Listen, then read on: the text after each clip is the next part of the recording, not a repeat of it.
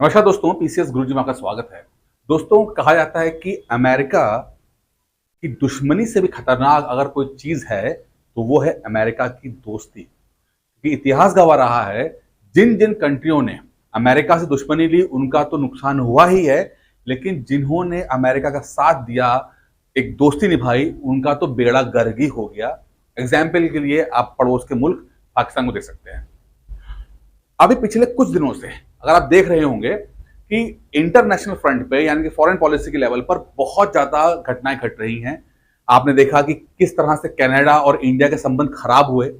अब इंडिया और कनाडा के जो संबंध खराब हुए हैं, इसको थोड़ा सा और डिटेल में समझेंगे कि क्या सचमुच कनाडा ने जो बोला, क्या उसका वो ही मतलब था या वही प्रॉब्लम थी, या बातें कुछ और गहरी हैं, या अमेरिका का एंगल यहां पर किस तरह से आता है, अमेरिका का इंडिया के प्रति क्या रुझान है, वो किस तरह से इंडिया को समझता है, और क्या क्या चैलेंजेस फ्यूचर में इंडिया को फेस करने पड़ सकते हैं, आज हम इस वीडियो में देखेंगे। तो अंत तक बने रहिएगा, इस चैनल को सब्सक्राइब कर दीजिए, वीडियो को लाइक कर दीजिए, जिससे कि इस तरह से कंटेंट आपको मिलता रहे।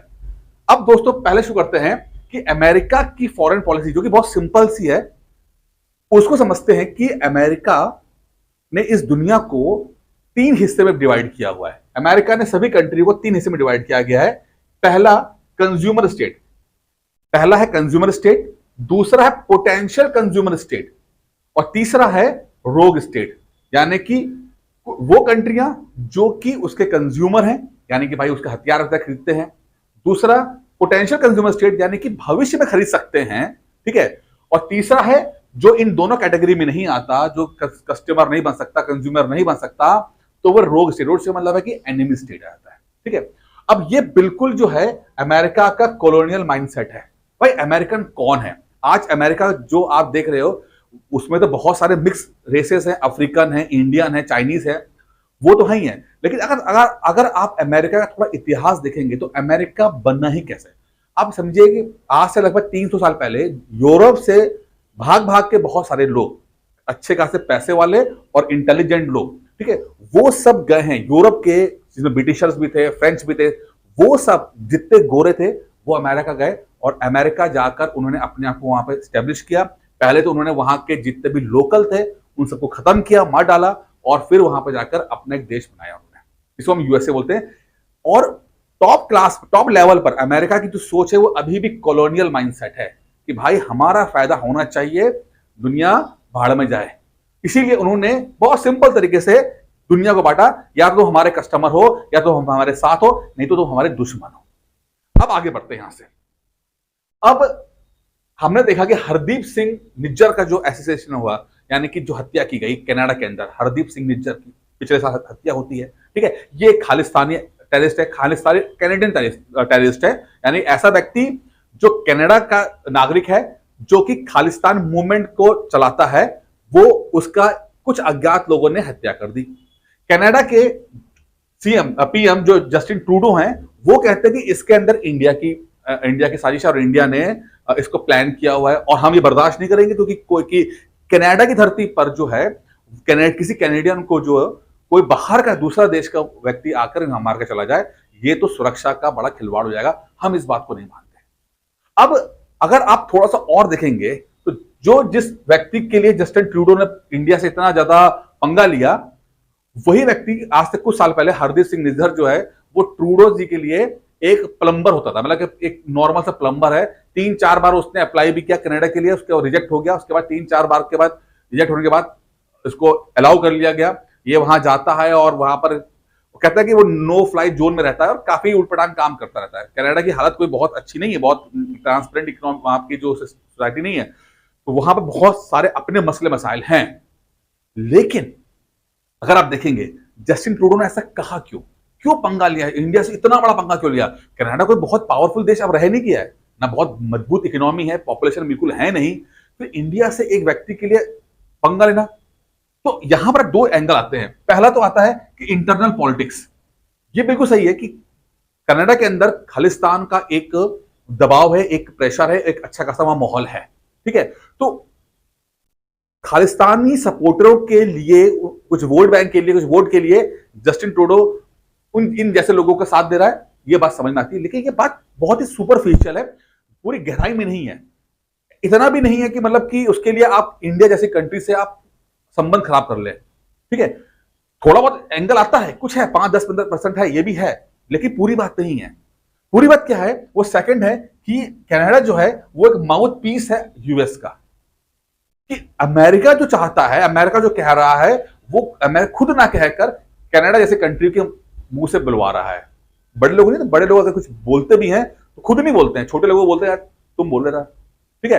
तो एक तरह से ये इनडायरेक्ट मैसेज यूएस का इंडिया को रहा, और बीच में आया कनाडा, इसका इस्तेमाल किया गया, ठीक है। जैसे ही कनाडा ने इस बात को बोला कि हमारी हरदीप सिंह निज्जर के लिए हमें शक है कुछ इंडिया का इन्वॉल्वमेंट है, उसी बीच में यूएस भी आ गया, उन्होंने बोला कि हाँ पन्नू वाला केस में भी बिल्कुल ऐसा ही हुआ था और हम बर्दाश्त नहीं कर पाएंगे, और यूके भी आ गया इसके अंदर। सबने मिलकर एक तरह से इंडिया पे दबाव डालना शुरू किया कि हाँ भाई तुम जो है इस चीज को मत मानो, और एक तरह का प्रेशर गेम स्टार्ट हो गया इंडिया के ऊपर। अब यहां से हम आगे थोड़ा बढ़ते हैं, देखते क्या है कि US want India to be like UK. अब यूके का डिक्लाइन हो रहा है और यूएस चाहता है कि एक उसको मजबूत अलाई मिले लाइक इंडिया, जो उसकी हां में हां मिलाए, जो उसकी हां में। आप देखना कभी यूके का और इंडिया, यूके और यूएस का संबंध देखिएगा, यूएस जो बोलेगा यूके फॉलो कर लेता है। यूएस ने कहा वहां बम फोड़ेगा, यूके वाली चलेगा, बम फोड़ के चले आएगा, ठीक है। अपना कुछ उनका दिमाग नहीं है, सारी बातें जो है वो यूएस की मानते हैं।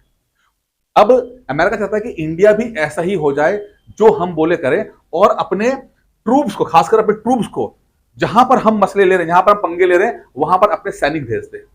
कि भाई यूक्रेन का वॉर हो रहा है तो इंडिया अपने सैनिक वहां भेज दे, अफगानिस्तान का वॉर हो रहा है तो सैनिक वहां भेज दे, मतलब पंगे ले अमेरिका, सिपाही हमारे मारे जाएं। इंडिया ने कहा भाई ना बाबा, हम नहीं कर सकते। अफगानिस्तान में जब गए अमेरिका वाले, तो उन्होंने बोला इंडिया से कि आप आके कर दो, यहाँ पे अपने ट्रूप्स भेजो। इंडिया ने कहा कि भाई हमसे पूछ के गए थे तुम, हमसे पूछ के तुम गए थे, हम अपने लोगों को मरवा दें यार, ठीक है। तो इंडिया ने मना कर दिया, इंडिया ने कहा ना हाँ भाई हम नहीं जाएंगे। तो अब जो है इंडिया ने इस ऑफर को कर दिया रिजेक्ट, भैया हमें, हम संबंध ठीक है बट इतना भी संबंध नहीं है हमारे हो सकते आपके, ठीक है। अब यहां से बात आगे आती है, तो इंडिया ने काम और किया। इंडिया ने अभी यूक्रेन और रशिया के वॉर में इंडिया को एक मौका लगा, और इंडिया ने अपने इकोनॉमी के लिए सस्ता रशियन ऑयल खरीद लिया।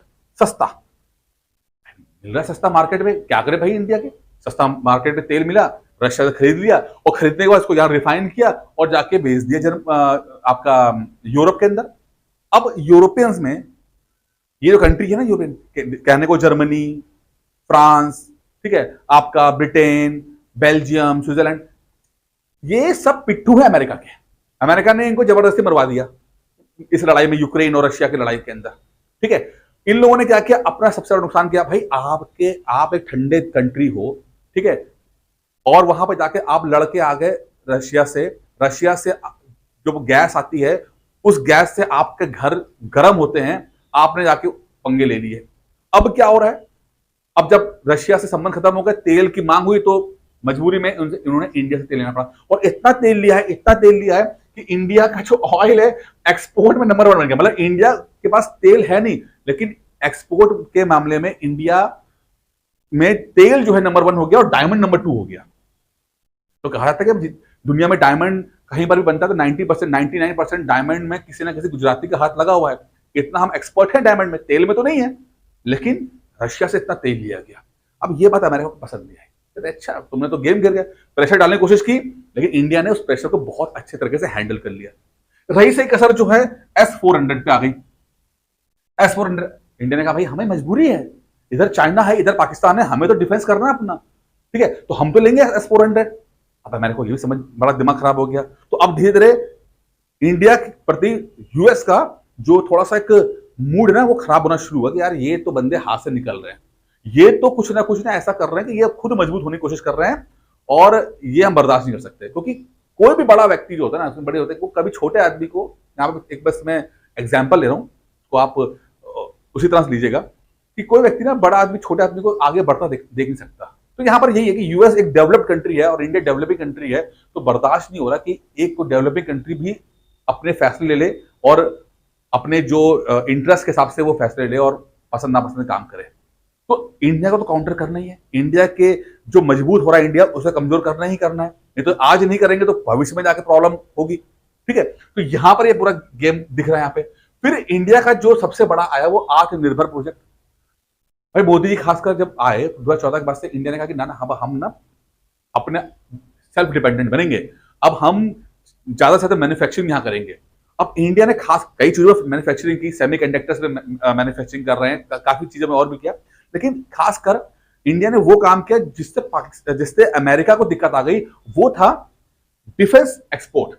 इंडिया ने डिफेंस एक्सपोर्ट में जो किया, इसमें क्या किया कि डिफेंस एक्सपोर्ट में देखिए कि इंडिया का पिछले साल का 2 से 3 बिलियन डॉलर का डिफेंस एक्सपोर्ट है। यानी छोटा मोटा, अभी मान लेते हैं कि बहुत ही लेटेस्ट टेक्नोलॉजी नहीं एक्सपोर्ट कर रहे हैं, लेकिन इतना तो कर रहे हैं कि 2-3 बिलियन डॉलर का एक्सपोर्ट इंडिया कर पाई है, जो कि अपने आप में पिछले 3-4 साल के में देखिए तो बहुत रिमार्केबल है।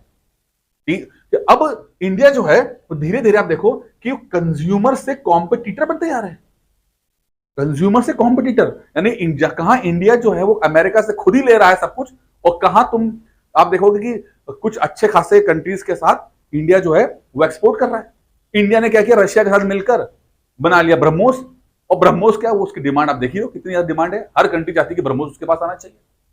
अब ये जो है अमेरिका को पसंद नहीं आ रहा है कि कहां यार तुम जो है कंप्यूटर बनते जा रहे हो।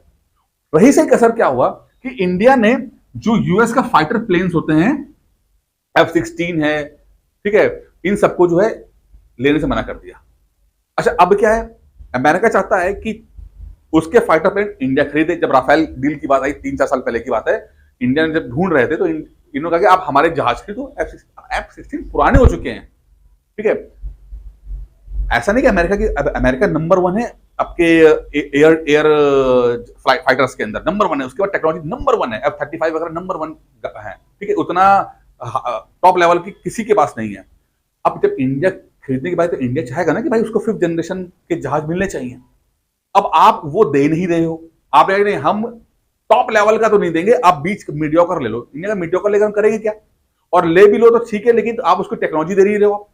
आपने कहा नहीं, ट्रांसफर टेक्नोलॉजी नहीं होगी, जहाज ले लो। वहीं पर अगर कंपेयर करते हैं फ्रांस से, फ्रांस बोला कि यार आप राफेल लो, रेडी टू बिल्कुल फ्लाई मोड में देंगे आपको, टेक्नोलॉजी वगैरह जाए, टेक्नोलॉजी भी ले लो, कोई दिक्कत नहीं है। इंडिया को लगा ये बेटर है, जहाज भी अपडेटेड है, नया जहाज है, नई टेक्नोलॉजी लगी हुई है। F-16 ले लेंगे तो पुराना सिस्टम चल रहा है, बेटर लगे। अब वो बर्दाश्त नहीं हो रहा अमेरिका से कि यार तुमने, अच्छा तुम फ्रांस ले लोगे, हमसे नहीं खरीदोगे।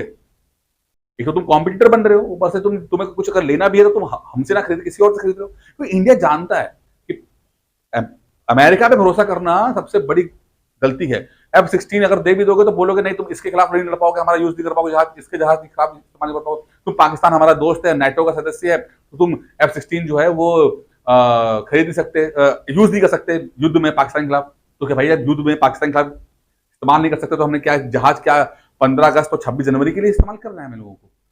अगर इस्तेमाल नहीं, तो अमेरिका से दिक्कत ये रहती है। ठीक है, अच्छा आगे बढ़ते हैं। अब यहां पर देखिए कि एक यहां पर एक बार बार आपने देखा होगा ग्लोबल साउथ। अब इंडिया जो है वो चाहता है कि वो ग्लोबल साउथ का लीडर बने। ग्लोबल साउथ क्या है, समझिए कि जो नॉर्थ है वो global north is developed country और global south is a developing country. तो इंडिया चाहता है कि वो डेवलपिंग कंट्रीज का फ्लैग कैरियर बने, यानी कि एक लीडर बन के निकले। और पूरा फोकस इंडिया का इस बात पे है। इंडिया की इकोनॉमी अच्छी चल रही है, ठीक है, एक विजन भी इंडिया का है, और कहीं ना कहीं इंडिया बैलेंस करता है, रशिया और अमेरिका दोनों को बैलेंस भी कर पाता है।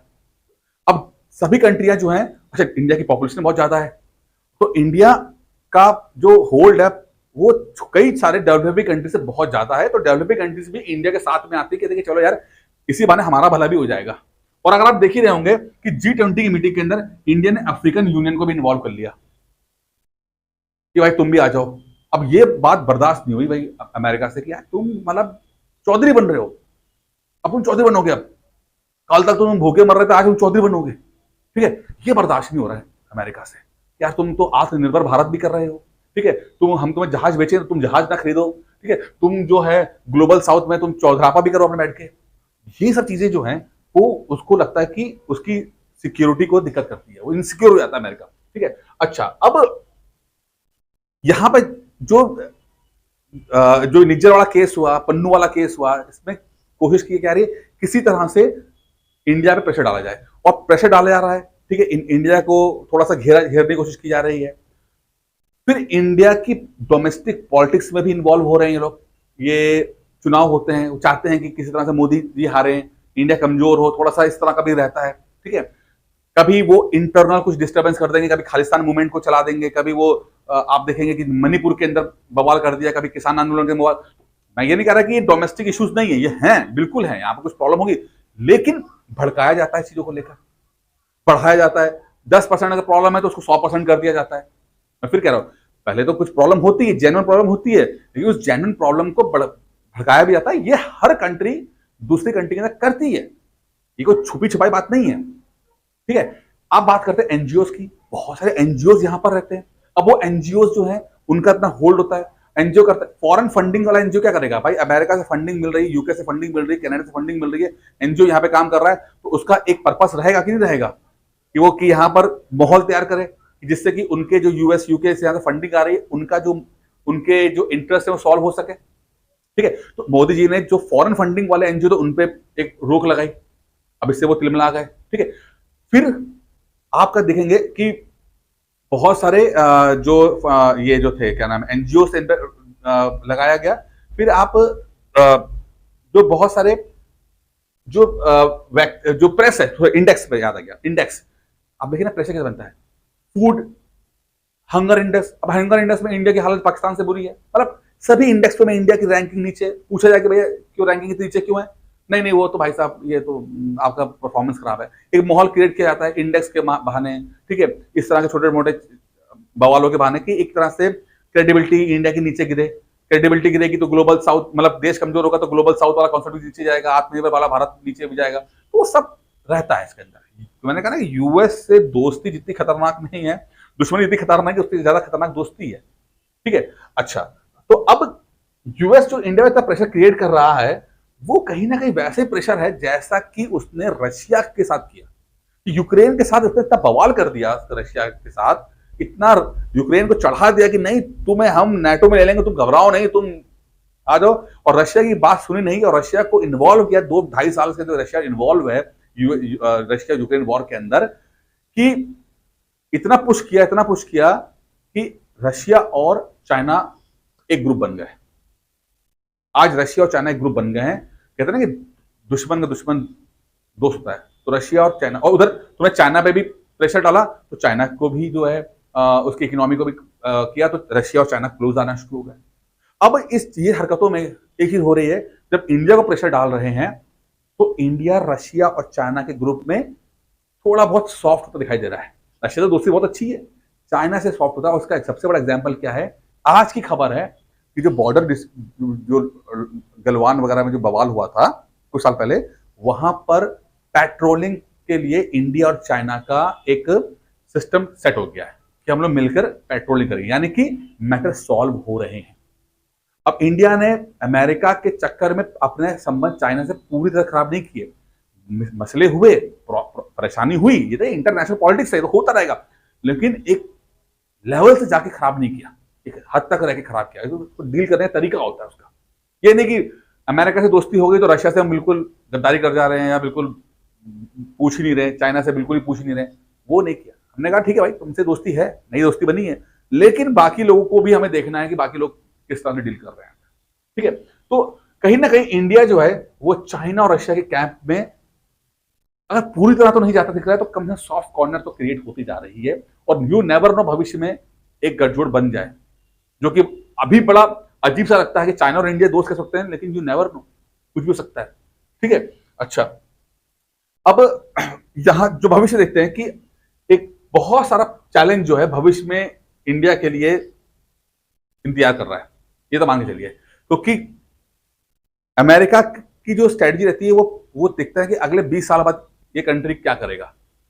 अब उनको पता है कि अगर आज $3 बिलियन का डिफेंस एक्सपोर्ट कर रहे हैं, तो अगले 15 से 20 साल के बाद तो यार ये तो बहुत आगे निकल जाएंगे, फिर तो कंट्रोल करना मुश्किल हो जाएगा, फिर तो पकड़ना मुश्किल हो जाएगा। तो अभी से पकड़ लो इनको, पकड़ के बैठ जाओ, क्योंकि आप याद देखिए कि जो आर्म्स उनकी जो लॉबी है, यानी कि जो हथियार बनाने की लॉबी है जो अमेरिका की, वो बहुत स्ट्रांग है। उन्होंने लड़वाया यूक्रेन में, रशिया और यूक्रेन को। वो चाहते हैं कि यार इंडिया हथियार ना बनाए, क्योंकि अगर इंडिया हथियार बना के एक्सपोर्ट कर रहा है तो खुद अपना इस्तेमाल कर रहा है ऊपर से कर, तो कहीं ना कहीं फाइनेंशियल लॉस किसको हो रहा है? अमेरिकन कंपनीज को हो रहा है, और वो चाहेंगे नहीं इस चीज को। तो कुछ ना कुछ तो बड़ा मैटर निकट भविष्य में जो है होगा कि जो यूएस है वो इंडिया को रोकने के लिए कुछ ना कुछ कदम करेगा, और कहीं ना कहीं बहुत ही ड्रास्टिकली, बहुत ही बड़ा कुछ ऐसा इंडिया को फैसला करना पड़ेगा फॉरेन पॉलिसी के ऊपर, करना पड़ेगा, होगा कुछ ना कुछ होगा। मुझे नहीं पता क्या होगा, लेकिन कुछ ना कुछ तो इंडिया को वहां पे डील करना पड़ेगा, और वहां पे deal India deal something big will be happen for India in near future. कुछ तो होगा, अब क्या होगा नहीं पता। होप, मुझे पूरी उम्मीद भी है, होप क्या करो, मुझे पूरी उम्मीद है कि भारत की जो पॉलिटिक्स है वो इतनी मैच्योर हो चुकी है, समझती है, और जो एक्सपीरियंस इंडिया का रहा है, चाहे अमेरिका के साथ रहा हो, चाहे चाइना के साथ रहा हो, चाहे दुनिया में रहा हो, और जो हमारी नैम की पॉलिसी है, NAM नैम नॉन अलाइन की जो पॉलिसी है, जो नेहरू काल चली आ रही है कि भैया मध्यम मार्गी बने रहो, ना इधर जाओ ना उधर जाओ, बीच में रहो, अपना फायदा देखो, वो बहुत बढ़िया पॉलिसी है। और आज के टाइम पर किसी एक ग्रुप का पूरा साथ देना समझदारी नहीं है, हमेशा से बीच में रहो, अपना इंटरेस्ट देखो, अपना प्रॉफिट देखो, अपना बेनिफिट देखो। और इंडिया बिल्कुल इस चैलेंज को करेगा। हाँ, मुश्किल तो आती है, कभी कभी चीजें हमारे अकॉर्डिंग नहीं होंगी, बट इंडिया, मुझे पूरी उम्मीद है कि इंडिया जो है इस चीज को बैलेंस कर लेगी। तो आज के वीडियो में इतना ही था, उम्मीद करता हूँ वीडियो पसंद आया होगा। धन्यवाद।